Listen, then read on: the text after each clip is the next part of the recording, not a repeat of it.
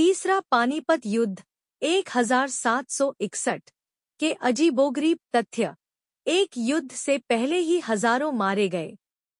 मराठा सेना जब उत्तर भारत की ओर बढ़ रही थी तो रास्ते में हजारों लोग उनके साथ शामिल हो गए, व्यापारी, स्त्रियां, बच्चे और साधारण नागरिक। युद्ध शुरू होने से पहले ही भूख और बीमारी से 40,000 से ज्यादा लोग मर गए। 2 अफगानों की सेना में ब्लेड वाले हाथी।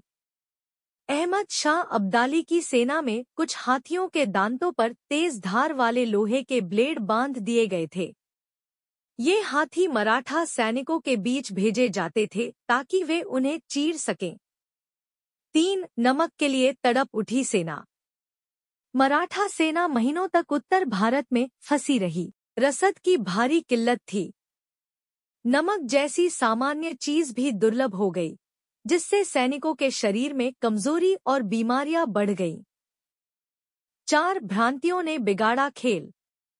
मराठाओं को लगा कि पंजाब के सिख उनकी मदद करेंगे, लेकिन सिखों ने तटस्थता अपनाई।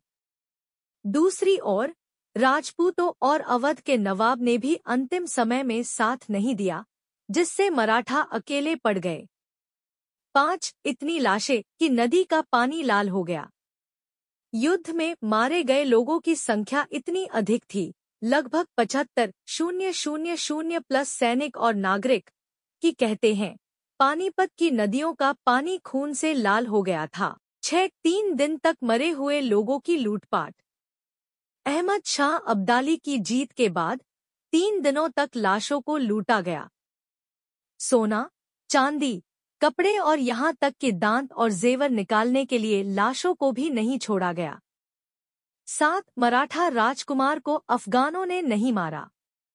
मराठा सेनापति सदाशिवराव भाऊ का भतीजा विश्वासराव युद्ध में मारा गया, लेकिन अफगानों ने पेशवा के नाबालिग पुत्र को पहचान कर छोड़ दिया, क्योंकि वह युद्ध में नहीं था। यह मानवीयता की एक अनोखी मिसाल थी। 8 भेष बदलकर भागे कुछ वीर।